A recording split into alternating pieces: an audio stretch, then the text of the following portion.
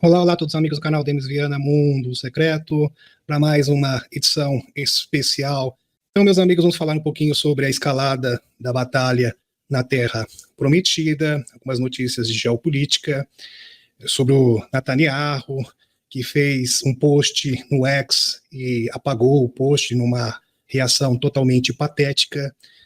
Vamos falar também sobre os túneis. Os túneis, parece que existem motivos escusos, motivos referentes que estão relacionados, estritamente relacionados com a questão de exopolítica. A gente sabe que nessa região existem muitas tecnologias, principalmente provenientes dos Anunnakis. Então, nesse terreno foi fértil, ali se propagaram gigantes, Anunnakis, ali se propagaram portais, existem muitos portais, inclusive em 2003, um investigador, pesquisador alemão, identificou esses portais, e na sequência tivemos aquela iniciativa, invasão do Iraque, na sequência, coincidentemente, a gente sabe que não é coincidência.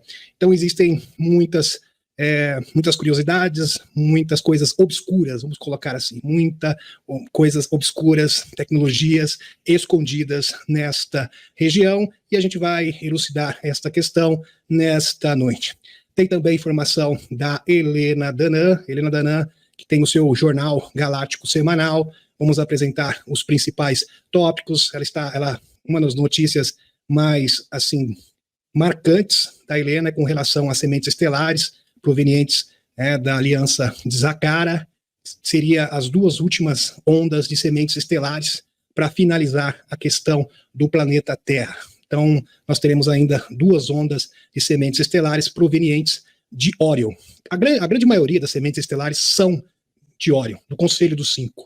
O Conselho dos Cinco sempre acompanhou de perto a questão Terra, desde sempre, e a maioria dos voluntários que acabam reencarnando aqui tem origem em Órion. Isso é bastante curioso. Muitas pessoas acreditam que a maioria das sementes estelares são pleiadianos, são felinos, mas isso não é verdade. Não estou dizendo que não exista. O que eu estou dizendo é que a grande maioria, a maior porcentagem de sementes estelares tem como sua origem em Órion. Ok, meus amigos? Mais precisamente, da resistência de Órion. Eu faço, no caso, eu sou da resistência de Órion. O próprio Jean Charles Moyan, a sua esposa também, aliás, ele já identificou a sua origem galáctica também da resistência de Órion.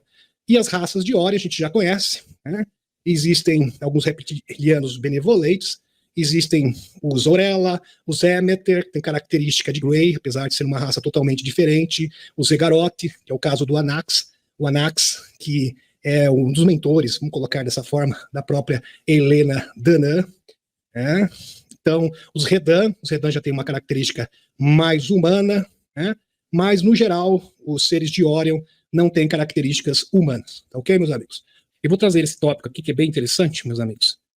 Tá? Bem interessante, bem pertinente, que é com relação à Antártida. A Antártida será um dos pilares da divulgação, porque ali, praticamente, toda a história, a verdadeira história da humanidade, literalmente está debaixo do gelo. E o gelo está derretendo por diversos motivos diferentes, o núcleo da Terra que está superaquecendo, informação da própria Helena Danã, a Arca também acelera este aquecimento, a própria influência das forças exógenas, então é um combo de fatores, não existe um fator único. Mas, no entanto, quando essas arquiteturas, essas tecnologias, essas estruturas e cidades perdidas forem expostas, será uma forma de divulgação. Muito bem, especialistas em OVNIs afirmam que o Polo Sul é o controle de tráfego aéreo para alienígenas. E, de fato, ali foi mesmo, ali era uma sede da Frota Negra, dos reptilianos, muitos seres extraterrestres atuavam ali, inclusive com informações da base dos Estados Unidos, McMurdo, que informa, inclusive, que foram encontrados vários alemães que estavam refugiados, assustados, que eram da Frota Negra, que estavam querendo abrigo. E muitos deles estavam se evadindo para a Argentina. A Argentina sempre deu bastante suporte para o pessoal da Frota Negra. Muito bem, nem vou entrar no mérito disso, inclusive para o Bigodinho, no passado. Tem lives antigas que nós abordamos isso em detalhes. Você pode ter ouvido muito sobre OVNIs ultimamente. Isso se deve, à grande parte, pelo Dr. Steve Gree, que presidiu o Disclosure 1.0, o 2.0, que foi em meados deste ano, em junho, e está realizando uma conferência sobre o assunto. Várias pessoas foram convidadas a partilhar suas ideias como parte de um evento transmitido online, e viu Eric Henker, descrever o Polo Sul como um centro de controle de tráfego aéreo para extraterrestres. Hacker afirma que em 2010, Raytheon, o conglomerado aeroespacial de defesa dos Estados Unidos, escolheu para ser um empreiteiro no centro de pesquisas operado pela Fundação Nacional de Ciências dos Estados Unidos. Está aqui, é uma grande empresa aeroespacial, Raytheon Technologies. Havia muito mais na estação que o primeiro chamou a atenção, de acordo com Hacker. Ele afirmou que a estação, na verdade, funciona como um centro de controle de tráfego aéreo para OVNIs e se comunicava com naves exóticas enviando raios de neutrinos para o espaço. A gente sabe também que na Antártida existe o Ice Cube. O Ice Cube seria uma forma, ali tem uma grande estação de detector de neutrinos. Detector de neutrinos são fótons, que são difíceis de serem identificados, seria uma forma de especificar seres hiperdimensionais, até mesmo naves bem sutis, de dimensões sutis, para você identificar naves de dimensões sutis na meia fase que acabam adentrando na nossa atmosfera. Então é uma forma bastante sofisticada de identificar naves extraterrestres. E o Hacker o Hacker que inclusive ele foi um dos denunciantes do Disclosure 2.0 que foi realizado esse ano. Hacker foi além ao falar sobre módulos ópticos digitais, enterrados uma milha abaixo da superfície sob o gelo. Ele afirma que eles foram enterrados para detectar interações de neutrinos enquanto eram profundos, o suficiente para não interferir nas leituras de radiação. Então, de acordo com a interferência do detector de neutrino de fótons, eles saberiam se uma nave extraterrestre conseguiu penetrar na nossa atmosfera ou mesmo um ser hiperdimensional. Ele também disse que viu pessoalmente um poderoso laser verde apontando para o cosmos, que seria uma tecnologia de abater naves extraterrestres pelo próprio Eric Henker. Muito bem, aqui estão os desenhos, aqui várias ilustrações demonstrando como esses detectores de neutrinos funcionam. Eu já mostrei isso para vocês, aqui bastante interessante. Aqui está o Eric Henker, muito detector de neutrinos, muito bem. Vamos continuar aqui. Em 1944, os alemães da Frota Negra fogem para a Antártida. E a América do Sul, com mais de 250 mil alemães e os principais cientistas do Reich desaparecidos. Isso é um grande fato, tá, meus amigos? No final do segundo confronto mundial, simplesmente milhares e milhares, centenas de milhares de alemães, oficiais do Bigodinho, simplesmente desapareceram, inclusive a própria Maria Orsic em companhia. Simplesmente sumiram. Assim, não tem nenhuma explicação que justifique este sumiço. Até hoje é um grande mistério. E os investigadores, o próprio Bill Tompkins, ele afirma que eles se mudaram para a Antártida e para Marte, para estabelecer a Frota Negra e trabalhar junto com os reptilianos desde 1944. Eles já trabalhavam antes, só que ali eles começaram realmente uma fase mais ambiciosa, vamos colocar dessa forma. E aqui está as bases, olha aqui, onde se encontra, tem 1, 2, 3, 4 bases da Frota Negra, tá? Situadas aqui com a localização aqui exata para vocês. Deixa eu colocar aqui, seriam essas aqui. Todos eles foram expulsos, tá? A maioria, eles no ano de 2000, acho que foi 2022 ou 2021, eles fugiram e foram para Aldebaran. E os líderes, obviamente. O restante ficou a ver navios, literalmente. Grande parte procurou exílio, no caso, na Argentina, segundo um informante da base americana da Antártida. Muito bem, informação do Dr. Michael Sala. Aqui até o Bill Tompkins, falecido Bill Tompkins, engenheiro aeroespacial. Aqui eles construíram os protótipos da Alemanha. Eles construíram um pré-protótipo, algo que está pronto para a produção na Antártida. Eles colocaram esse material em produção nos países de toda a Alemanha, Europa ocupada. Eles continuaram a construir veículos na Antártida. David Childress, autor de Tecnologia dos Deuses, abre aspas, algo parece estar acontecendo nesse misterioso continente, no Polo Sul. E foi teorizado por várias pessoas que a Antártida pode abrigar algum tipo de base alienígena. Scott dela Arizona, fevereiro de 2019. A jornalista investigativa Linda Moulton chega no local para realizar uma entrevista com o ex-engenheiro de voo da Marinha, que se apresentou com informações sobre os estranhos eventos que ele testemunhou durante a sua estada na Antártida. Brian, por volta de dezembro, voávamos em uma missão em McMurdo, exatamente nessa base. McMurdo, que o denunciante falou sobre os vários alemães, soldados alemães, vestidos todos de preto, interessante, que é uma característica da SS, totalmente deslocados, procurando abrigo, em um local e exílio. E meu Master, no fundo, entra no interfone da ISC e diz, abre aspas, Ei, tem algo à esquerda aqui, meio cintilante. Então eu fui até o convés de voo, olhei pelas janelas grandes e vi pequenos objetos discoides. Havia provavelmente 4 ou 5 deles. E quando eu os vi pela primeira vez, eles estavam parados acima do pico de uma montanha. Então, de repente, eu olhei para eles e um deles saiu voando em uma velocidade incrível para o pico da montanha ao lado e parou. Então, outro grupo voou e se dirigiu para onde o primeiro foi. Isso aqui é informação do denunciante. A cratera, olha só, meus amigos, de Patomisk, na Sibéria. Isso aqui é interessante. Daqui a pouco eu vou falar dessa cratera para vocês. Vamos linkar essa informação da Antártida com a informação do Dr. Michael Salla.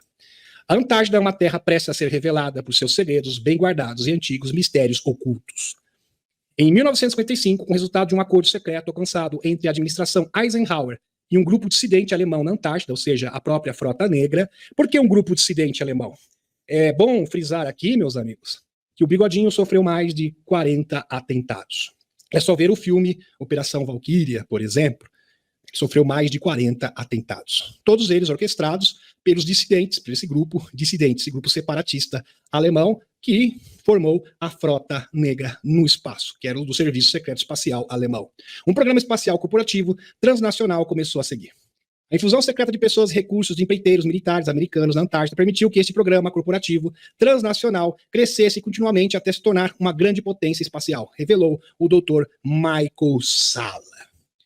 Então vejam, a Frota Negra, Sociedades Secretas Alemãs, da Alemanha, a Sociedade da Pedra Negra, Sociedade Vril, Sociedade do Sol Negro Central, a Sociedade Thule, todas essas organizações que eram filiadas à SS dos alemães, né, isso, naquele tempo, do Bigodinho, tinham os seus próprios projetos de poder paralelo. Eles queriam conquistar o espaço. Foram eles que desenvolveram o Serviço Secreto Espacial Alemão. Então, eles tinham um projeto e o Bigodinho tinha um projeto totalmente diferente. O Bigodinho queria dominar o mundo, ele queria derrotar os Estados Unidos, ele queria derrotar a Inglaterra, né, os aliados todos, e estabelecer uma ditadura universal. Diferente, só que o pessoal das sociedades secretas tinha outros objetivos. Eles queriam ampliar a sua frota negra espacial. Só que, no entanto, eles não tinham estrutura para produzir isso em escala industrial. Estão entendendo? Mas os Estados Unidos tinham um complexo industrial militar e eles precisavam exatamente disso. Por isso, meus amigos, foi feito um acordo onde mais de 5.000 alemães foram transferidos da Operação Paperclip para os Estados Unidos. Então, isso aqui, se você pegar no site do Dan Willis, ele acaba delineando isso com todos os detalhes de uma forma precisa e maravilhosa. Os Estados Unidos nunca venceram a Alemanha. Isso é uma balela, isso foi vendido para as pessoas. Na verdade, foi feito um acordo. Um acordo. Vamos continuar. Muito bem, aqui. Dr. Michael Salla falou sobre enormes instalações de pesquisa e desenvolvimento construídas em sistemas de cavernas naturais sobre as camadas de gelo da Antártida.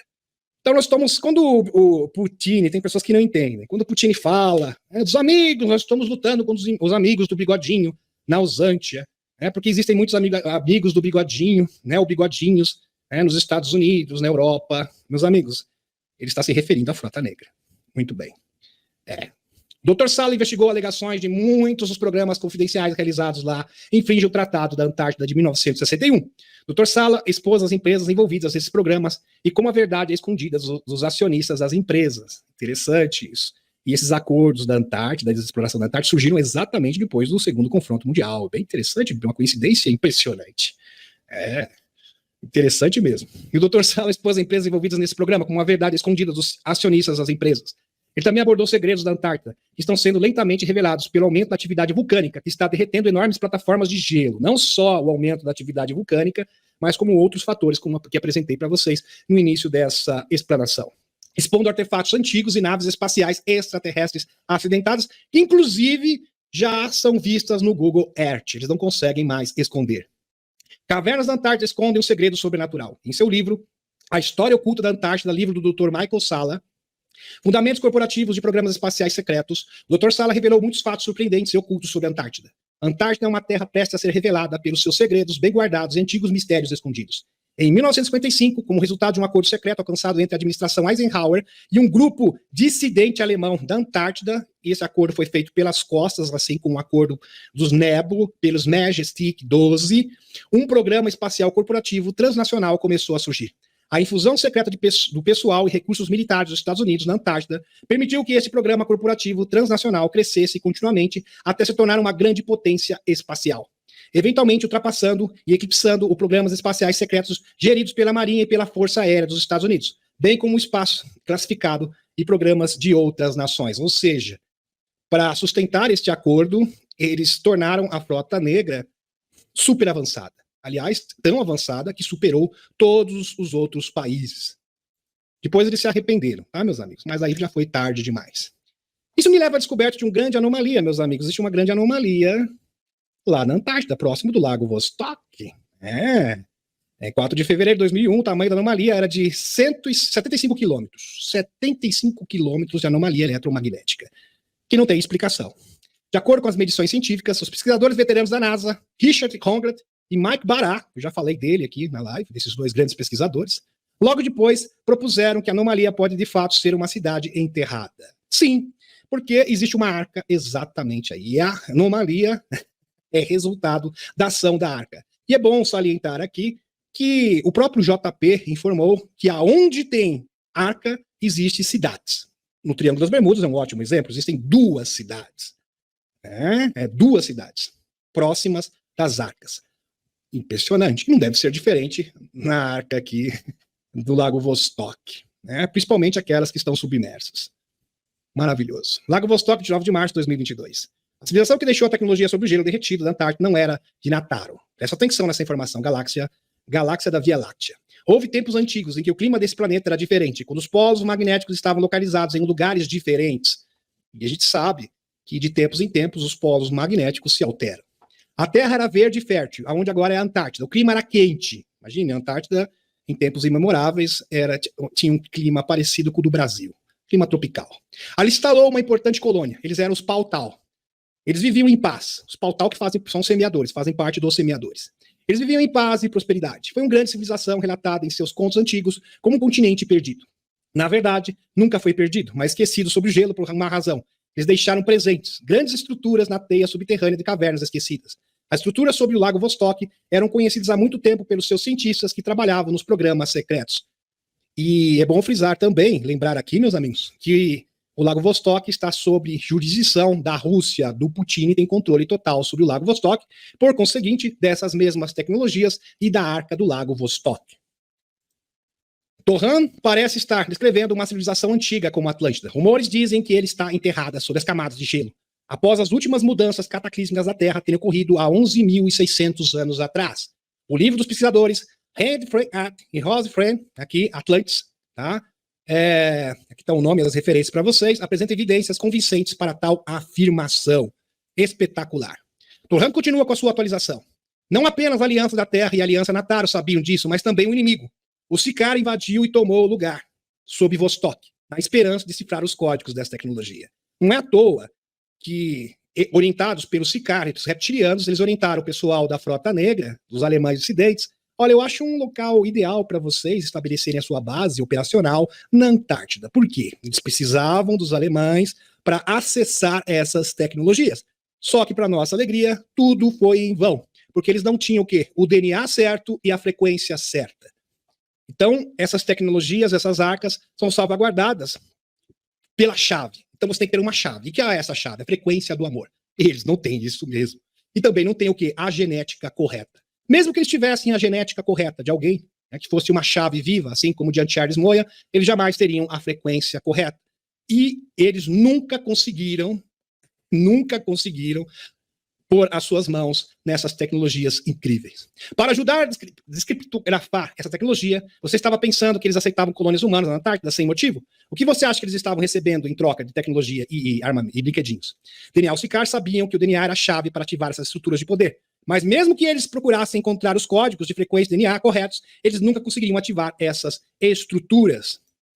A Confederação Intergaláctica, das 24 raças dos semeadores, tem mais de uma trava de segurança nessas estruturas. O que vem com o DNA é a consciência. Então, existem várias travas, várias fechaduras. O envoltório do corpo e a alma habitante precisam ter a mesma frequência. A pessoa precisa estar viva e consciente, saber o que fazer, como ativar os comandos e destravar os portais. Você precisa do conhecimento que acompanha as ferramentas. Você não pode aniquilar alguém e usar apenas a sua amostra de DNA. porque ela precisa ser habitada pela consciência, por uma parte original da alma dos semeadores que tem este conhecimento. Então, são sementes estelares que têm a alma daqueles que construíram estas estruturas e do objetivo da construção dessas estruturas. Então, se você não compartilhar do mesmo sentimento, do mesmo pensamento e com a mesma intenção dos seus construtores, você jamais terá posse dessas tecnologias. Fantástico. Corpos também estão lá, em estase. E eles foram encontrados, inclusive a própria Helena e Jean Charles Moyan confirmam isso porque se teletransportaram para lá, em uma missão. Mas seu material genético não é o suficiente, porque a alma se foi e espera voltar. Agora o gelo está derretendo para revelar à vista de todos os segredos que liberamos para vocês. Maravilhoso. Eles encontraram possíveis evidências de que o núcleo da Terra está vazando. Uma equipe, olha só isso, meus amigos. Isso aqui é uma notícia recente. Eles encontraram evidências que o núcleo da Terra está vazando. Uma equipe conjunta de geoquímicos de Woods Hole, Oceanographic Instituto, na Califórnia, de tecnologia, descobriu evidências de níveis elevados de hélio 3 nas rochas da ilha Baffin, que poderia ser evidência de um vazamento do núcleo da Terra. Então, hélio 3 não é encontrado na superfície, com exceção da Lua, porque nossa atmosfera simplesmente não permite que o hélio 3 consiga penetrar e chegar até a superfície. Mas quando você encontra hélio 3 na superfície, denota vazamento do núcleo da Terra. Basicamente é isso. E por hora é algo totalmente inexplicável. Né? Inexplicável. Não se sabe por que isso está acontecendo. Impressionante. Realmente espetacular. E agora, meus amigos, vamos retornar aqui. Vamos retornar e falar sobre evidências da Arca na Rússia, evidências tangíveis da existência das arcas da Rússia e da Usântia. A cratera Potonsky, na Sibéria, seu diâmetro de base é de cerca de 160 metros, cerca de 520 pés. E sua altura é cerca de 40 metros, 130 pés. A coroa do cone é uma forma de anel, e seu centro é um monte menor, com cerca de 12 metros de altura, 39 pés. O volume da cratera é estimado em 230.250 metros cúbicos. É interessante. Bem interessante, com um peso de cerca de 1 milhão de toneladas. A cratera Potonsky foi descoberta em 1949, lá na Rússia, pelo geólogo russo Vadim Kolpakov. Suas origens têm sido objeto de intenso interesse científico, com hipóteses incluindo a origem meteorítica, vulcânica e gasosa, mas até o momento nenhuma prova definitiva foi dada. É um grande mistério. Existem algumas suposições, mas nada que seja definitivamente conclusivo. Apenas conjecturas. Segundo Anton Anfalov, que é um especialista em OVNIs e Serviço Secreto Espacial Russo, na Sibéria há uma arca em forma oval, que está a 80 quilômetros de profundidade e foi detectada por equipamento de escaneamento do solo. Então isso aqui é uma informação e tanto, meus amigos. Então, através de equipamento sofisticado, eles identificaram uma nave oval a 80 quilômetros soterrada nessa região. Olha aqui, a cratera, exatamente nesse local, impressionante. E o OVNI seria esta forma aqui, que vocês estão observando. Lógico que está tudo escrito em russo, mas dá para interpretar muito bem. Realmente impressionante. Na fronteira da Crimeia com a Usântia, ou seja, na região de Kherson, foram registradas as mesmas anomalias. Interessante. As mesmas anomalias que foram identificadas nessa região da Sibéria. A gente sabe que tem uma arca na Rússia, segundo o JP Torraner Dion, e outra na Usântia. Esses dados seriam a confirmação científica da existência dessas mesmas arcas. Está impressionado? Se não está, deveria estar impressionado. Tem mais aqui. Na fronteira da Crimeia com a Usântia, ou seja, na região de Kherson, foram registradas as mesmas anomalias por varredura de escaneamento de solo, com um objeto detectado medindo 600 metros de diâmetro. 600 metros de diâmetro. E é bom, meus amigos, vocês se recordarem, vamos linkar a informação aqui, vamos lembrar que a Arca da Usântia é uma das principais, se não a principal arca do mundo, junto com a Arca do Lago Vostok. Por que essa arca é diferenciada? Porque ela tem tecnologia de várias raças dos semeadores diferentes, uma mescla de várias tecnologias, de várias culturas diferentes. Por isso ela é tão valiosa. E ela está aqui localizada exatamente na região de Kherson, que é na fronteira da Crimeia com a Usântia, como vocês podem observar. Aqui está a varredura de solo, olha só. Olha só, a varredura de solo foi feita, tá? Isso aqui é uma constatação científica. Aqui abaixo do solo que você encontra um objeto de 600 metros de diâmetro. Impressionante, meus amigos, porque, vejam, a gente sabia que existe uma anomalia ali, que o terreno é arenoso, segundo o JP, é por causa da radiação que é emanado pela Arca. Então, a radiação que está aqui embaixo chega até a superfície e aos redores fica o quê? Com terreno arenoso. E veja que a distância é muito grande. Impressionante isso, fantástico. Então, nós tínhamos apenas essa evidência, que seria a prova praticamente definitiva da existência dessas arcas. Daqui a pouco, numa outra ocasião, meus amigos, a gente vai falar sobre os Anfalov e os seres intraterrestres na Rússia. É bem interessante, que se trata dos mantes. Essa informação é espetacular. É como eu falo para vocês, a verdade sempre se confirma. Então, quando uma coisa é verdadeira, você sempre vai achar mais evidências e mais evidências que corroboram com esta afirmação. Uma mentira é o contrário. Quanto mais você investiga, mais contradições você acha. Aí você tem certeza que é de fato uma furada. Por exemplo, meus amigos, para você ter certeza de uma coisa ser verídica ou não, você tem que investigar, você tem que estudar e recolher dados, colher dados, comparar dados, para você realmente poder dar um veredito que seja legítimo, autêntico. Teve muitas pessoas alegando, até perguntando no chat, que hoje ia acontecer alguma coisa extraordinária. Hoje é apenas Halloween, o dia das bruxas, só isso, mais nada. E as pessoas ficam procurando alguma coisa, para dizer que algo extraordinário ou que alguma coisa ruim vai acontecer, baseado em absolutamente nada. Pura especulação. Então a gente precisa saber distinguir o que é especulação e um fato legítimo. Já vi várias pessoas alegando, eu nem respondi no chat, que algo extraordinário, algo incrível iria acontecer hoje. Não vai acontecer nada, não aconteceu e nem vai acontecer. Aliás, o fato extraordinário já está acontecendo, porque já agora acabou o outubro vermelho. E agora pode ter certeza que nós vamos ter um novembro roxo. Se outubro ficou vermelho, pode ter certeza absoluta que nós teremos um novembro roxo, porque a coisa vai se afunilar, vai se apertar ainda muito mais, tá, meus amigos? Várias operações estão acontecendo, os chapéus brancos já se fazem presentes na Terra Prometida para tentar deter a intenção da agenda globalista. E muitas pessoas caíram como patinhos. Na verdade, meus amigos, o que está acontecendo agora é o despertar do despertar. Nós estamos sendo testados para esse tempo. Tem muitos despertos, é como se fosse um teste. Infelizmente, não estão passando no teste e estão sendo acometidos pela vibração de ódio, de revanchismo, isso, esse tipo de coisa, de fomentar ódio, vingança, espírito de vingança. Isso é realmente lastimável, infelizmente. E falando sobre esse espírito lamentável, realmente, que nós não podemos aprovar, que é o espírito de vingança, vamos falar agora um pouquinho sobre o que está se passando na Terra Prometida.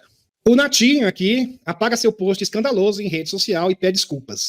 Você fez um papelão, uma situação totalmente patética. Porque ele criticou o serviço de segurança. Não, a culpa foi do serviço de inteligência israelense, foi da Mossad, foi de todo mundo, da polícia, mas a culpa não é minha. Ele quis se eximir. Não, eu fui completamente certo. Só que ele precisa de todo mundo para fazer o que ele está fazendo, querendo arrastar o mundo. Porque um agente, assim como o Bidê, ele quer arrastar o mundo para o terceiro confronto mundial. Este é o objetivo. E para isso, ele quer inflamar as pessoas. Quanto mais as pessoas, por isso que muita propaganda negativa, para que as pessoas sejam tomadas pelo MK, pela emoção. E quando a pessoa é tomada pela emoção, ela se torna uma vítima fácil. Ela não consegue distinguir uma coisa da outra. Anteriormente, o premier israelense Benjamin Netanyahu publicou na rede social X um post dizendo que não havia recebido nenhum aviso do serviço de segurança. É mesmo? Não recebeu nada. Olha que o Egito já tinha avisado um mês antes que isso iria acontecer, e pelo visto o senhor não viu, e seus agentes de segurança não viram também, a inteligência israelense não viu, ninguém viu, ou melhor, não quis ver. Sobre os ataques desse grupo do crime aqui, que é extremista, vamos colocar assim, desse grupo extremista, em preparação, colocando a culpa pela invasão nos órgãos respectivos. A seguir, o Natinho apagou o post e pediu desculpas, na maior cara deslavada, pela crítica ao serviço de segurança, ressaltando que apoia plenamente todos os dirigentes desses órgãos. Meus amigos, isso aqui veio muito bem a calhar, como dizem os nossos amigos portugueses. Esse senhor que está na tela aqui para vocês, para quem não sabe ainda, esse senhor estava numa situação muito delicada politicamente falando. ele estava tendo problema com o parlamento, ele estava tendo problema também com a Suprema Corte de Israel, e também ele era repudiado pela maior parte da população, 90%, 80% da população. Então isso é uma forma de desviar a atenção. Isso veio num momento maravilhoso. E vejam, isso veio exatamente quando a Batalha da Ausântio praticamente já está encerrada. Então a questão da Ausântio está praticamente, tanto é que está encerrado, que nem sequer vão enviar brinquedinhos, fornecer dinheiro, muito pouco agora, financiamento para a Ausântio. Todo o dinheiro, todos os investimentos agora para a questão da Terra Santa. E depois ele voltou atrás. Eu estava errado, desculpem, porque ele precisa de toda a estrutura, né, para arrastar o mundo, que esse é o objetivo, para o segundo confronto mundial. Aqui, Sputnik Brasil, Putin está em melhor posição. Os Estados Unidos perdem luta pelo Oriente Médio para a Rússia, diz analista. Abre aspas. Putin agora ganhou um lugar privilegiado em relação a essa questão. Enquanto o governo Biden está atolado em lama, afirma o cientista político dos Estados Unidos, o professor da Universidade de Chicago, o John Marshmer. A postura do urso de apoiar a solução de 2 estados e os argumentos de Putin a favor do respeito aos direitos dos palestinos, é lógico que isso é uma resolução, inclusive, da própria ONU, a formação do Estado palestino, que seria uma ótima opção para dar cabo desse conflito. Né? Muito bem. Respeito dos direitos palestinos vejam, meus amigos, direito dos palestinos, não dos grupos extremistas. Então são coisas distintas. Infelizmente, pessoas que são dominadas pela emoção não conseguem fazer essa distinção. E dos judeus israelenses repercutem positivamente em grande parte do mundo. Na manhã de 7 de outubro, Israel sofreu um ataque com foguetes em escala sem precedentes a partir de faixa de Gaza, perpetrando pelo braço militar do movimento palestino extremista. Depois disso, combatentes do grupo entraram nas zonas fronteiriças no sul de Israel. Meus amigos, os Estados Unidos agora quer inventar um novo eixo do mal. O eixo do mal agora é Irã, Rússia e China. Com as mesmas palavras que eles utilizavam lá no segundo confronto mundial, com o objetivo, claro, de arrastar o mundo para o terceiro confronto mundial. O único país que realmente teve uma postura a favor de um acordo de paz sustentável foi o URSS. O Brasil apoiou, teve outros países do BRICS que apoiou, mas quem realmente tomou a frente e reivindicou da própria ONU um acordo para dar cabo a essa situação terrível foi o Putin. E a mídia, a grande mídia, infelizmente, coloca o Putin como apoiador dos extremistas do Hamas. Eu fico realmente estarrecido com esse tipo de pessoa. Eu simplesmente tenho dó. Porque é o seguinte, meus amigos. Para quem não sabe, os Estados Unidos não só financiou, como armou o Talibã. O ISIS só existiu por causa dos Estados Unidos para derrubar o presidente da Síria. Todo mundo sabe disso. E o Putin simplesmente está fazendo uma proposta diplomática. Né? E ele é taxado como o homem que apoia os extremistas. Quer dizer, pessoa totalmente desprovida de qualquer tipo de noção, né? Totalmente desprovida de qualquer capacidade cognitiva. E eu fico realmente triste que tem pessoas que compram esse tipo de ideia. Né? Infelizmente, estão jogando o jogo dos dominadores globais. Estão sendo usados como massa de manobra pelos mega especuladores, pelos financistas, pelos globalistas. Meus amigos, foi feita uma matéria, o Putin chamou todos os envolvidos, porque quando você quer fazer uma diplomacia, você tem que chamar todos os envolvidos. Então, o Ministério das Relações Exteriores da Rússia chamou os extremistas, porque estão envolvidos, queiram ou não, eles estão envolvidos. Chamou os israelenses, chamou os palestinos, chamou também a Síria, chamou todo mundo, todos os envolvidos nesse conflito para chegar num acordo de paz. Aí a delegação russa chamou todas essas pessoas, só que chamou todos os envolvidos, obviamente, porque se você quer, isso é uma questão de lógica. Diplomacia se faz assim, ok, meus amigos? Você tem que dialogar com todos os envolvidos para você chegar num acordo. Não, o Putin, o governo de Israel, porque ele está conversando com os extremistas. É claro que você tem que conversar com os extremistas. Mas você tem que conversar. Ou você acha que quando teve os conflitos lá no Oriente Médio, os Estados Unidos não conversou com o ISIS, não conversou com o Talibã. Aliás, eles financiaram esses grupos. Depois se voltaram contra eles mesmos e eles tiveram que conter, abafar as suas próprias crias. Então é uma verdadeira hipocrisia esse tipo de coisa. Tá? Uma verdadeira hipocrisia e inversão do que de fato está acontecendo. E uma pessoa desperta não pode cair nessa isca. Vamos para o próximo.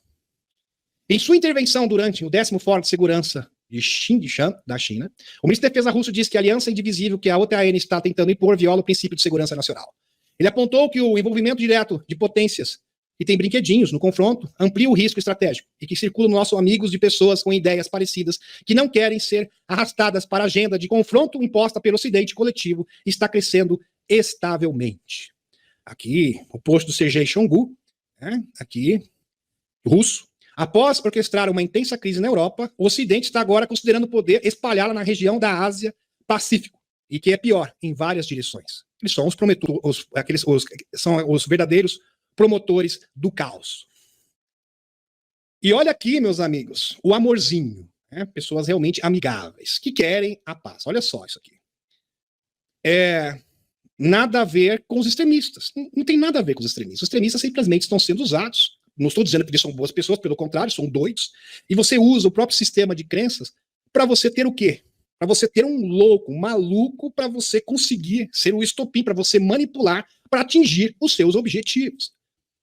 Aqui. Colonos israelenses ameaçam palestinos e os mandarem ir embora da Cisjordânia, mandando bilhetinhos e panfletos aqui. O amorzinho, né? Aqui, coisa complicada. Usuários do povoado da Cisjordânia publicaram imagens de panfletos de colonos israelenses e deixam nos carros dos palestinos. Com a seguinte mensagem: vocês querem batalha? Então esperem a grande Nakba, dizem os panfletos, se referindo à expulsão forçada de centenas de milhares de palestinos das suas terras, realizadas por Israel em 1948. Impressionante, meus amigos. Pessoa tomada pela emoção, pelo ódio, fica totalmente irracional. O que tem a ver o povo palestino com esses extremistas? Meus amigos, o que eu estou apresentando para vocês é um fato. 70% do povo palestino não aprova as atitudes do Hamas nem do Hezbollah. Não sei se já disseram isso para você. 70%. A grande maioria do povo palestino não tem nada a ver com isso. São pessoas comuns que querem ter a sua família, querem trabalhar, querem ser felizes. Só isso. E eles estão sendo ameaçados. Aqui, abre. Vocês têm uma última chance de escapar para a Jordânia, de maneira organizada. Após isso, destruiremos cada inimigo. Expulsaremos vocês à força da nossa terra sagrada. Sempre com a justificativa de Deus. Né? Aliás, sempre foi assim, né, meus amigos? Várias matanças, cruzadas no passado, parece que o povo não aprende, inquisições. Sempre a justificativa foi o quê? Deus. Interessante. Deve ser o Eliu, né? Com certeza é o Eliu. Só pode ser o Eliu. Você acha que o Deus, a fonte criadora, que é uma coisa dela? É óbvio que não. Tem esse espírito? Nunca. A qual Deus nos legou e o qual ele nos proibiu de abandonar. E que quer que aconteça, então a palavra concreta do nosso Senhor Eliu, vamos colocar aqui, pode nos afetar por nossa paciência com vocês. Apresenta os colonos seus argumentos. E vão embora daqui. E a carta foi muito pior. Eu só coloquei a parte melhorzinha aqui, tá? Que dá para colocar. Tá, meus amigos? O teor realmente, assim, lastimável. Horrendo. Estarrecedor. É o amor, né? Aqui a cartinha do amor. Aqui, do amor pela humanidade, do amor pelo próximo. Tá aqui. Que são pessoas tementes a Deus, só se for o Eliu, né? Claro, obviamente. Aqui. A ONU não consegue trabalhar bem porque os Estados Unidos fizeram reféns de porta-voz do Irã. Interessante. E interessante, meus amigos, que nessa ocasião que não o Putin, não foi o Kremlin, recebeu a delegação desses extremistas, foi para negociar a liberdade, a soltura dos prisioneiros, inclusive israelenses. Isto a imprensa não falou. Essa imprensa marrom não falou. O objetivo dessa negociação, nessa ocasião, era libertar os prisioneiros estrangeiros, russos e os outros prisioneiros estrangeiros, inclusive os pequeninos e mulheres. É terrível. Quando eu vejo essas coisas, eu falo assim, mas que sacanagem, desculpe o termo, que sacanagem, que coisa asquerosa, repugnante. E eu fico mais... Não, porque assim, a imprensa está no papel dela, ela fazer isso, está tudo certo. O que eu fico indignado é a pessoa que se diz desperta cair numa armadilha dessa. Aí eu realmente fico indignado. Estados Unidos fizeram o Conselho de Segurança das Nações Unidas refém e estão impedindo de cumprir. Não os Estados Unidos. Vamos colocar aqui legendas? Os globalistas tornaram o quê? A ONU refém, impedindo de cumprir adequadamente suas obrigações de manutenção da paz, porque esta é a função da ONU, manutenção da paz. Aliás, ela foi feita, foi instituída para isso. Inclusive no Oriente Médio, disse nessa segunda-feira 30 o porta-voz do Ministério das Relações Exteriores do Irã. Na sacanagem. E ele tá certo. Você pode falar, mas ele é doido, ele fez isso. Não importa. Nesse ponto, ele está correto. Aqui, abre aspas. As assembleias internacionais, incluindo a ONU, a Organização das Nações Unidas, como vocês bem conhecem, especialmente seu Conselho de Segurança, demonstram que, em tempo de crise, não foram bem-sucedidas no cumprimento de sua função principal, sua responsabilidade e missão essenciais de acabar ou prevenir crises, explicou o porta-voz da chancelaria do Irã. Abre aspas. Um número significativo de países poderosos, especialmente os Estados Unidos, a mando dos globalistas, fizeram, né, a comissão da ONU refém, impediram que eles cumprissem adequadamente suas responsabilidades, suas atribuições, sua atribuição principal, que é garantir a manutenção da paz e segurança internacional. Destacou aqui o Nasser Kanani. Aqui informação, esse aqui é um ex do Elon Musk, antigo Twitter, realmente fantástico. O grande despertar do despertar aconteceu. Isso é bom para a civilização. É claro que isso aqui é em código. Só os sábios entenderão o que o Elon está dizendo, nós sabemos muito bem. Então, o grande despertar do despertar. Porque o despertar, meus amigos, teve o primeiro despertar. Quando as pessoas começaram a investigar, a questionar as coisas. Só que agora a coisa está funilando. Está tendo o quê? O despertar do despertar. Infelizmente, alguns estão atrasados. Algumas pessoas ainda não estão, infelizmente, não estão caminhando no ritmo dos acontecimentos globais. Estão ainda presos a velhos conceitos, ainda presos a sistemas de crenças, caem em armadilhas, principalmente quando envolve a emoção do MK. É uma lástima. Aqui, mais um post do Elon Musk. A verdadeira batalha é entre os extincionistas, aqueles que querem extinguir a humanidade, os globalistas, e contra os humanistas, a Aliança da Terra. Uma vez que você vê isso, não dá para desver. É verdade. Então, pessoas que querem arrastar o mundo, até o Elon enxerga isso, eles estão querendo arrastar o mundo para a extinção, que são os extincionistas, desculpe, quase que não saiu, que seriam os globalistas, que estão trabalhando para a extinção, para aniquilar a humanidade, e aqueles que são humanistas. Realmente espetacular aqui, eu acho que descreve muito bem, resume muito bem o que está acontecendo, o que está se passando no mundo neste momento. Agora o Putin, as elites dos Estados Unidos e seus satélites são os principais beneficiários da estabilidade global. Verdade pura, os globalistas que se beneficiam da estabilidade global, desses conflitos intermináveis. Abre aspas. Vemos que em vez de punir os... Olha só que incrível, como foi pontual o Putin.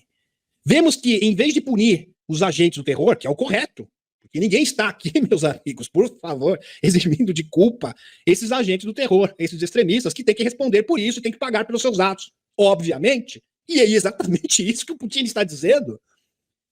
O problema é que Israel está se vingando, é diferente. Não está procurando justiça, os responsáveis, está se vingando de acordo com os princípios de responsabilidade coletiva, colocando todo mundo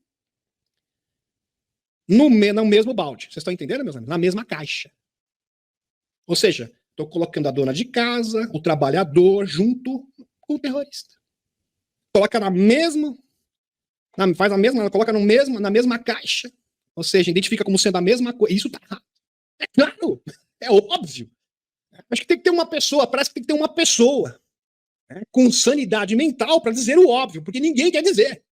Esses bombardeios não podem ser justificados de forma alguma, diz Putin sobre a situação na faixa de Gaza. É claro, porque atinge civis. Devemos entender que está organizado esse caos mortal. Devemos entender, olha que interessante isso aqui, abre aspas, palavras do Putin. Devemos entender quem está organizando esse caos mortal. Quem se beneficia com isso?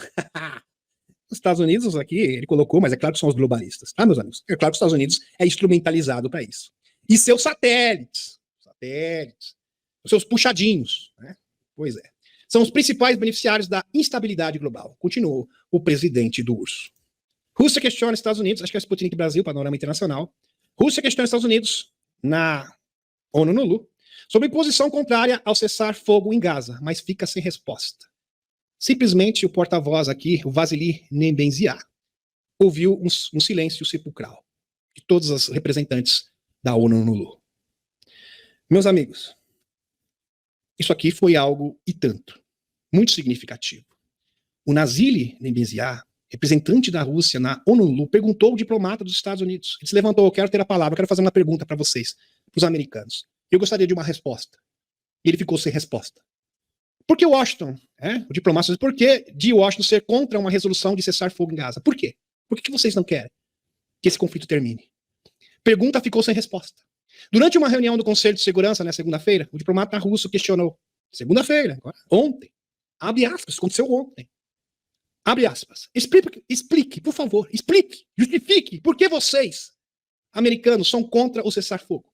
Isso significa que os Estados Unidos, um membro permanente do Conselho de Segurança, apoiam uma doutrina de total retaliação em Gaza? Onde está a sua compaixão pelos civis?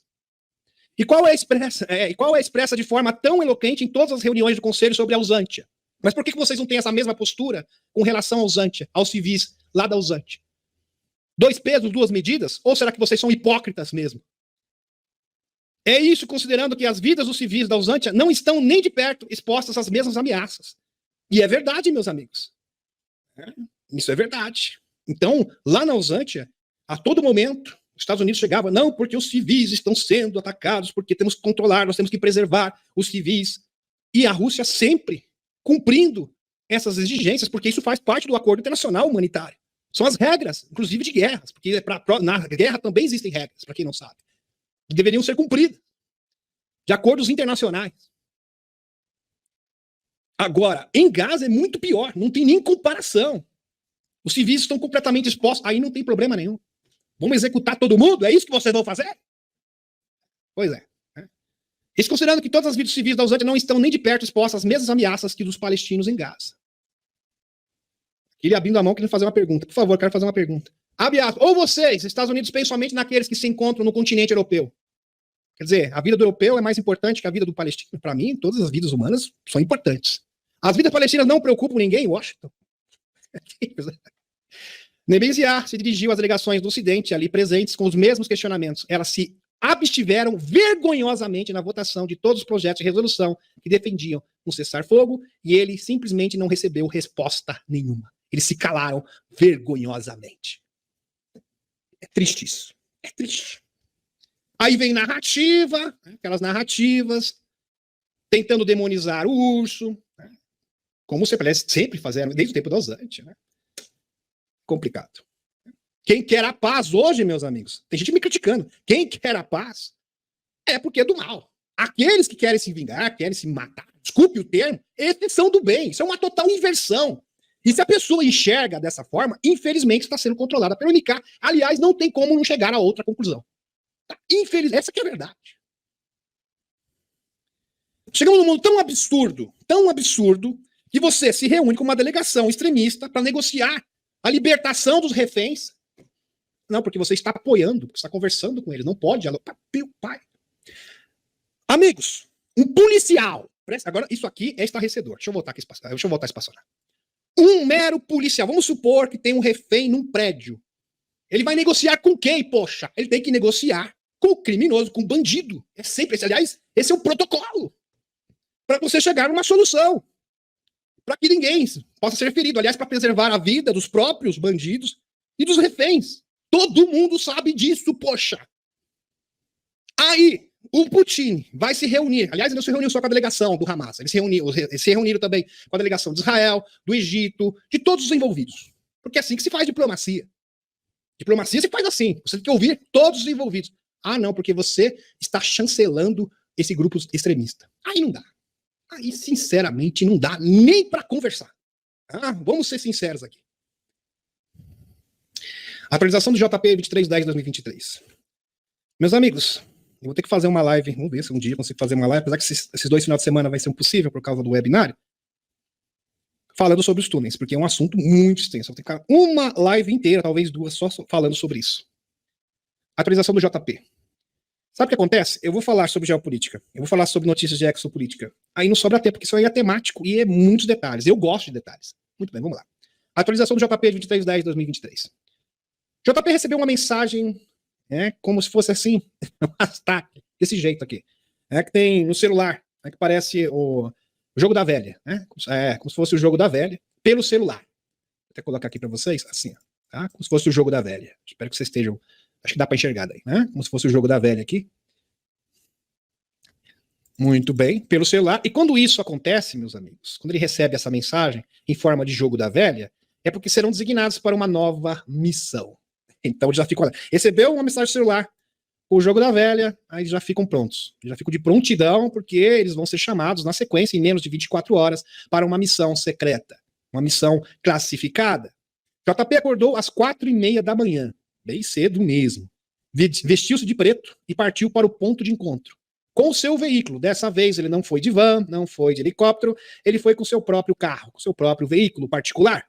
O ponto de encontro era dentro dos perímetros de uma base militar já citada por ele, e que fica a uns 40 minutos de sua casa, ali próximo da Flórida, tá, meus amigos? Maryland, Flórida. Muito bem. Quando o JP, Orlando, aliás, teve aquela conferência maravilhosa em Orlando da Helena, que eu também tenho muitas notícias, tenho que comentar também, que rolou lá. Quando o JP chegou ao local, havia 4 carros de militares, que como ele haviam sido chamados ao local. Um deles era um médico de patente muito elevada. Então haviam 4 carros. Imagine vocês, os 4 carros se encontrando. E a base militar, para quem não sabe, é gigantesca. Por exemplo, aqui na minha cidade tem o Aramar, na região de Peró, tá? Que é uma cidade vizinha aqui, bem próxima. Aliás, eu estou bem próximo do Aramar. E o Aramar é uma base militar, você imagina que ela é toda militarizada. Não, ela tem quilômetros e quilômetros de vegetação. Muita vegetação, mas muita. Aliás, a maior parte do terreno é vegetação. E é a mesma coisa nas bases militares dos Estados Unidos. Quando o JP chegou ao local, havia 4 carros de militares que, como ele, né, haviam sido chamados, se encontraram ali, e um médico tinha uma patente elevada. Depois disso, foram até uma cabana 20 por 20, pequena, com 3,6 metros de altura. Não é mais alto, é grande, mais ou menos grande, né? 3 metros, médio, né? Não colocar nem grande nem pequeno. A parte de cima da cabana era pintada com a mesma cor dos arbustos, para fazer camuflagem. É isso, camuflagem, é isso. A mesma cor dos arbustos, da vegetação local. Portanto, vista de cima, era perfeitamente camuflada com a vegetação. Você não tinha como perceber mesmo. Vamos supor com um drone, sobrevoando o lugar, não tem como perceber nada. Não dá para identificar a cabana.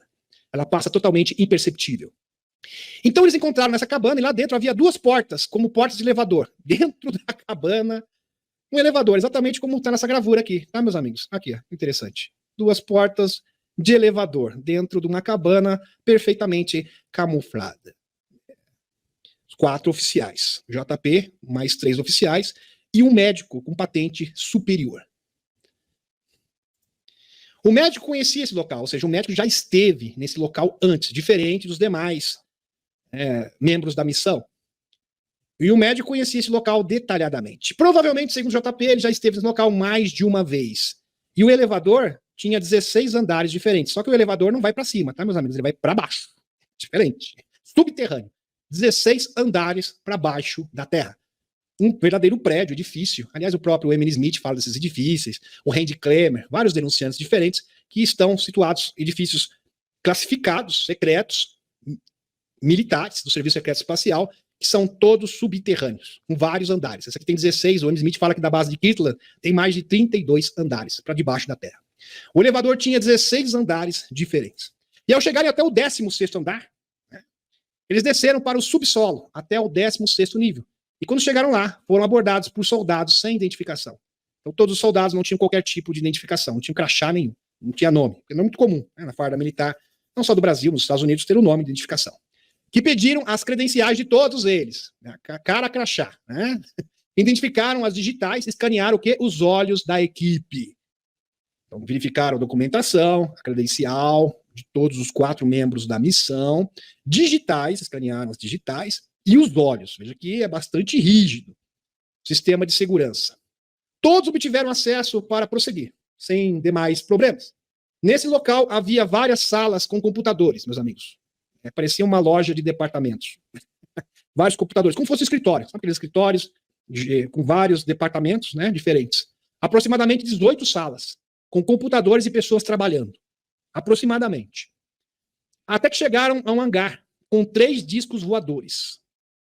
Pequenos, do tamanho de um Corvette, um carro. Lembra do Corvette? Os mais antigos aqui vão conhecer o Corvette, carro. E um desses pequenos espaçonaves estava com a porta aberta. Então eram espaçonaves bem pequenas mesmo. Tá? 3. Aqui tem a ilustração para vocês. Deixa eu colocar na tela aqui, dá um zoom para vocês observarem melhor. Então 3 naves assim, um hangar, tá? Com 3 naves, e uma estava com a porta aberta. Alguns dias antes, JP disse que se deparou com naves entrando e saindo da base em grupos de 3. Ele sabia que não se tratava de TR-3B, e de fato não era. Então o JP, veja que ele mora próximo dessa base. Inclusive, o próprio JP levou o Dr. Michael Salla e a sua digníssima esposa para essa base. É claro que eles não puderam entrar dentro dessas instalações classificadas, mas o Dr. Michael Salla teve acesso, segundo ele mesmo, a essa base militar. Muito legal, onde ocorreu essa operação. Espetacular. E JP disse que viu essas naves subindo, descendo, né, saindo e entrando da base militar. Que impressionante. Ele sabia que não era TR-3B. Depois de passarem pelas naves pequenas, eles se depararam com portas de metal de 12 metros de altura. E antes de entrarem, foram escaneados novamente. O mesmo procedimento. Meus amigos, de novo. Depois da verificação de segurança, cara crachá, escanear as digitais, os olhos também, a íris dos olhos. Eles entraram em outro elevador. Mais um elevador. Foram para mais embaixo da terra ainda. Já estavam, com certeza, 16 andares debaixo da terra. Estavam muitos metros debaixo da terra, talvez 300 metros. Eles foram para mais fundo ainda. Né? Só que esse elevador era super tecnológico, diferente do primeiro. O primeiro elevador parecia um elevador comum. Como é utilizado nos prédios comerciais e também prédios, nós conhecemos. Que era oval e tinha número de inscrições diferentes. Ou seja, os números, as inscrições não eram da Terra. JP acredita serem tecnologias de uma raça alienígena. E esse elevador era muito rápido mesmo. Muito provavelmente, eles andaram quilômetros para debaixo da Terra. Eles começaram a descer e a gravidade parecia menor. Imaginem vocês, uma velocidade alucinante, descendo numa velocidade incrível. Um soldado da equipe soltou uma caneta. Imaginem vocês, meus amigos. O soldado soltou uma caneta e ela começou a flutuar para baixo. Tamanha era a velocidade. Eles estavam descendo realmente muito rápido. Então o JP jogou o seu cartão de identificação e ele começou a cair em câmera lenta, slow motion. Impressionante. Em alta velocidade. Demoraram 6 minutos até chegarem ao fundo. 6 minutos em alta velocidade. Então a gente acredita que seja mais de 1 quilômetro para debaixo da Terra. O elevador começou a desacelerar e quando a porta se abriu, havia uma rede de cavernas profundas. Abriu a porta do elevador e eles se depararam com uma rede de cavernas profundas. O lugar, meus amigos, era lindo, maravilhoso, um verdadeiro paraíso. Havia vegetação e passava um rio pelo meio. No ar havia um cheirinho de frutas cítricas, gostoso, né? Cheiro de frutas cítricas. Aquele cheirinho gostoso de frutas cítricas. E a iluminação era azulada e vinha das paredes. Das paredes das cavernas é que da onde vinha a origem da iluminação. O Emily Smith, que já esteve várias vezes no interior da Terra, ele fala que as civilizações avançadas ou têm uma espécie de sol artificial, que é uma bolha de plasma, para prover iluminação e calor para esses seres, ou existe uma espécie de fungo que fica nas paredes, que é fluorescente. Então é bem interessante. Também havia edifícios com janelas ovais, só que os edifícios, meus amigos, estavam esculpidos nas paredes das cavernas. Então eles usaram as próprias paredes das cavernas para construir enormes edifícios. Entenderam? Isso, como se fosse um condomínio. Assim, a cidade inteira esculpido na parede da caverna, com aparentemente vidraças escuras. Então eles se depararam com um grupo de homens nórdicos que os receberam. Foram seus anfitriões. Vestidos de branco. Homens nórdicos, característica de nórdico, ou seja, loiros, os olhos azuis, todos vestidos de branco, com muitas joias pelo corpo. Cheio de joia. Joia no dedo, anel, colar, brinco de ouro, tudo de ouro. Tudo de ouro e pedras preciosas. E que falavam, o interessante é que eles falavam inglês clássico, antigo. Inglês bem antigo que era utilizado na Inglaterra na Idade Média. Os soldados que os escoltavam voltaram para o elevador. E havia, lógico, havia alguns soldados que estavam escoltando o JP, esse grupo de 4, voltaram para o elevador. Deixaram eles ali e foram embora. Os nórdicos estavam acompanhados por um cachorro grande. Gosto de cachorro. Um cachorro grande que parecia uma mistura de lavrador com mastim. Mastim.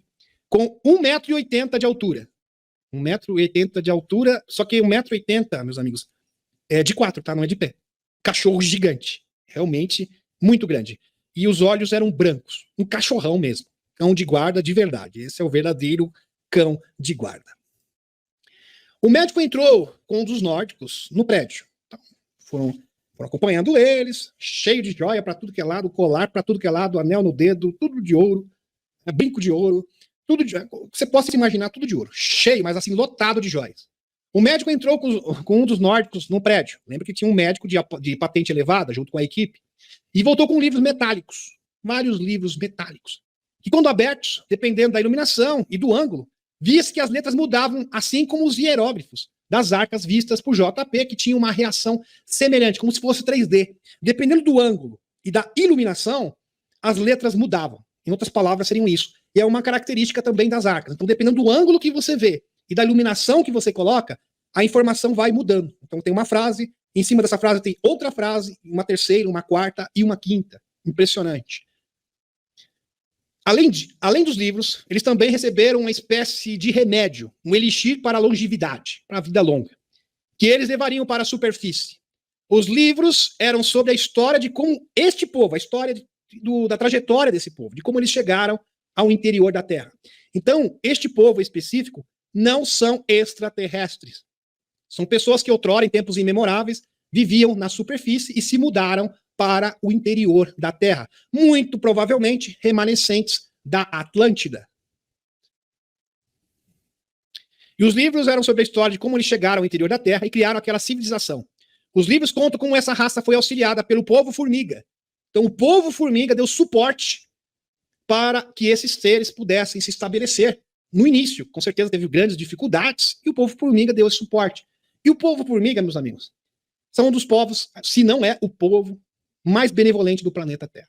É o povo formiga. O povo formiga salvou inúmeras vezes os Hopi e os Uni de várias catástrofes diferentes, retratados pelos próprios indígenas. Isso faz parte da cultura desses povos. Então, deu abrigo para eles, e quando a situação melhorava, eles voltavam para a superfície, mas esse povo em específico se estabeleceu ali e se fixou no interior da Terra, diferente dos povos indígenas. Com certeza esse convite também foi dado para os povos indígenas, os Hopi, os Uni, mas eles preferiam voltar, depois que a poeira baixava, né? Voltar para a superfície novamente. Muito bem. Os prédios foram esculpidos nas cavernas. E JP diz que será lindo quando as pessoas puderem visitar esses locais. Então, um dia, muito em breve, nós poderemos visitar esses locais. Tem muitas pessoas que falam assim, eu queria visitar outros planetas, mas com certeza deve ser tão incrível, igual, talvez mais incrível ainda, é visitar esses bolsões no interior da Terra. Porque existem inúmeras civilizações, meus amigos. Inúmeras civilizações, povos com características totalmente diferentes. É como se fosse um universo dentro do nosso próprio planeta. A civilização nórdica intraterrena se comunica telepaticamente, todos estão conectados entre si. Então, a priori, a comunicação deles é telepática, são empatas intuitivos, então eles conseguem sentir o que o outro sente. Então, se um está triste, o outro também consegue sentir isso. E é interessante que, se uma pessoa está deprimida ou triste, todo o grupo, toda a cidade sente aquilo e tenta sanar aquilo, curar essa pessoa, porque senão isso acaba contaminando toda a cidade. Então, eles precisam estar bem. Todos têm que estar bem para todo mundo estar bem, para eu estar bem. Isso é impressionante. Então, nessa sociedade, meus amigos, para eu estar bem, todas as pessoas que vivem nesse mundo, nessa cidade, têm que estar bem também. Se tiver uma pessoa desconectada, uma pessoa em depressão, uma pessoa com a vibração do medo, contamina todo o sistema. Porque eles são empatas intuitivos. Com certeza, depois da transição planetária, nós teremos a mesma capacidade. E a gente vai entender o que o outro sente de verdade. Vamos falar assim, eu entendo o que você está sentindo. Não entende, não. De fato, você não entende o que o outro está sentindo. Agora, se você se tornar um empata intuitivo, com certeza aí você pode dizer, eu realmente sei o que você está sentindo. Então você consegue, de fato, se colocar no lugar do outro. Ter empatia de verdade. O médico contou à equipe que eles têm cidades por todo o mundo, com muitas raças diferentes. Então, meus amigos, existem várias filiais, vamos colocar, não digo filiais, mas várias cidades, com esses seres, com o mesmo princípio, com a mesma cultura, só que assim, com raças diferentes. Mas todos cooperam entre si. Olha que interessante. Todos eles cooperam e trabalham juntos, apesar de terem características físicas totalmente diferentes, assim como os homens-formigas e os insetoides. Sensacional. E, com certeza, os homens, essas pessoas, civilizações do interior da Terra, têm muito que nos ensinar. Temos muito que aprender com estes seres. Quando estavam se retirando, JP os viu falando telepaticamente com a equipe. Olha que interessante. Ele sentiu, ele ouviu a mensagem telepática. Em breve, olha só o que ele ouviu deles. Em breve iremos nos encontrar com vocês na superfície e compartilharemos tudo isso com o seu povo. Maravilhoso, será um grande encontro. Meus amigos, a gente fala muito do desembarque dos extraterrestres. Será um momento glorioso e de fato será. Mas com certeza esse encontro também com os seres do interior da Terra vai ser igualmente extraordinário. Já pensou nisso? Se encontrar com os homens-formiga, encontrar com esses remanescentes da Atlântida, encontrar com outras civilizações, com mantes também, porque existem louva-a-Deus, que é nativo da Terra. Aqui, em breve eu vou apresentar essa atualização do Anton Anfalov, que mostra, através de documentos e evidência, a existência desses mantes. E interessante que esses mantes, louva-a-Deus, insetoides, louva-a-Deus, o governo russo sabe da existência deles e trabalha com eles. Interessante. O médico disse que estava trabalhando com tecnologias de transferência de consciência. O médico, conversando, comentando no caminho de volta, viu, JP? Eu sou médico, sou cientista, militar, além de médico, também sou cientista, e nós estamos trabalhando num projeto de transferência de consciência. Quantas e quantas vezes a gente já falou sobre transferência de consciência, que é uma tecnologia que é utilizada pelos pleiadianos, inclusive. Os Anunnakis são os maiores dominadores dessa tecnologia, são aqueles que realmente controlam e dominam perfeitamente essa tecnologia. Tanto é, meus amigos, que os Anunnakis, por exemplo, o Enki está vivo até hoje. Como que você acha que ele está vivo até hoje? Como você acha que o Enki está vivo até hoje? Porque ele é uma espécie de Deus? Não, porque ele tem tecnologia. O que eles fazem é o seguinte, quando eles ficam muito velhos, e a carcaça já não serve mais, eles constroem um clone e fazem a transferência de alma. Transfere a alma para um outro clone e eles fazem isso, assim, infinitamente. Infinitamente. Isso é possível aqui na Terra? Não, porque assim, quando você transfere uma alma no corpo, tem prazo de validade. Então dura apenas 20 anos. Por isso que tem o projeto de 20 anos. Mas os Anunnakis, eles conseguiram transpor essa barreira. Então eles são mais sofisticados. E eles realmente dominam essa tecnologia. É o povo que realmente domina essa tecnologia de transferência da consciência. JP perguntou como isso seria possível. Falou para mim, como assim? Eu não estou acreditando nisso. O médico lhe deu um exemplo bem simples. Quando transplantamos, por exemplo, o coração de uma pessoa para outra, são transferidos, para quem não sabe, 40 mil neurônios da pessoa falecida para a pessoa que recebeu o coração. Ou seja, você está transferindo memória de uma pessoa para outra. E é verdade. 40 mil neurônios. Então a pessoa que recebe o coração do doador começa a querer comer as mesmas coisas e ter os mesmos gostos do dono original do órgão. E isto, meus amigos, já foi constatado.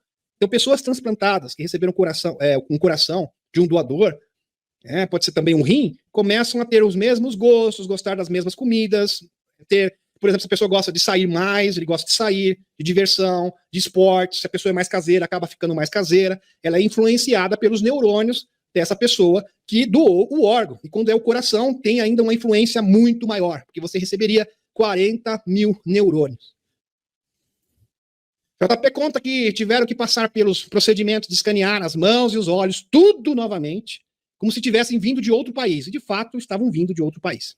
JP também, JP que é um militar da ativa da Aliança da Terra, isso é um codinome, para quem não sabe, JP é um codinome, também relata que alguns soldados que participam das missões, assim como ele, receberam luz verde para comparecer ao Congresso americano para depor, assim como David Grush.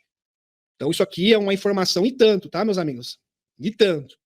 E outros que se pronunciaram da mesma forma como JP. Então JP está dizendo assim, que muitas das pessoas que participam, inclusive seus parentes, até seu primo, né, numa das missões, o seu pai também participava dessas missões, isso já vem de família, em breve irão comparecer nas audiências do Congresso dos Estados Unidos, e outros, assim como ele, que se reportam, o Dr. Michael Salla, vão aparecer também. Fantástico. Os nórdicos estão com o controle da Arca do Atlântico e da Lua. Olha que interessante, meus amigos. Os nórdicos estão com controle da Arca do Atlântico e da Lua. Lembra daqueles nórdicos que ficaram uma tempestade, exatamente, a Helena deu atualização, que ela se conectou com a nave dos alteanos, dos semeadores. JP, acho que não foi permitido, não deram sinal verde para ele dar muitos detalhes com relação a isso. Ele se esquivou, assim, nitidamente, ele se esquivou desse tema. O dragão do Oriente, você sabe muito bem o que eu estou dizendo, o dragão do Oriente, a Shin, está com posse da Arca do Pacífico. Algo que não estava programado. Então agora estão em posse da Arca do Pacífico. JP tem opinião firme de que os OVNIs irão paralisar o que está acontecendo na Terra. Opinião do JP. Os OVNIs, ou seja, a Federação Galáctica de Mundos, a Confederação Intergaláctica, irão paralisar o que está acontecendo na Terra Prometida. Vocês entenderam? Na Terra Prometida. Eles vão interferir. Na verdade, isso já está acontecendo, tá, meus amigos? Porque está tendo ações reais dos chapéus brancos nesse local. Ali, meus amigos, vai ter o maior contragolpe de todos os tempos. Então eles estão querendo arrastar o mundo para o caos, são os agentes do caos, ali, inclusive parafraseando o próprio Putin, isso que eles querem, eles são os verdadeiros agentes do caos.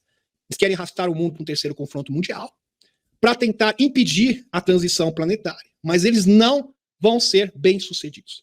Eles vão ser neutralizados. E os agentes da luz estão trabalhando para deter essas pessoas e expor a verdade. Nesses túneis se encontra, tá, meus amigos?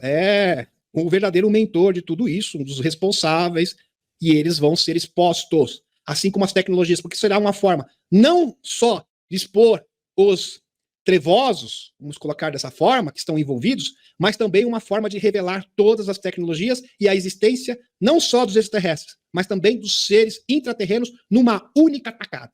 Esse seria realmente um golpe de mestre da Aliança da Terra. JP termina em português. Veja que o JP realmente tem uma afinidade muito grande pelo povo brasileiro. A gente sabe que a mulher dele, a esposa dele, é brasileira. Abre aspas. Eu sei que estamos vivendo um momento difícil. Óbvio que nós estamos num momento muito difícil de entender. Mas pensem positivo. Tudo isso é temporário e tudo será resolvido. O Brasil é muito especial para mim. Eu amo muito os brasileiros. Que palavras do JP. Realmente uma atualização maravilhosa, espetacular do nosso queridíssimo amigo JP. Gratidão pela presença de vocês.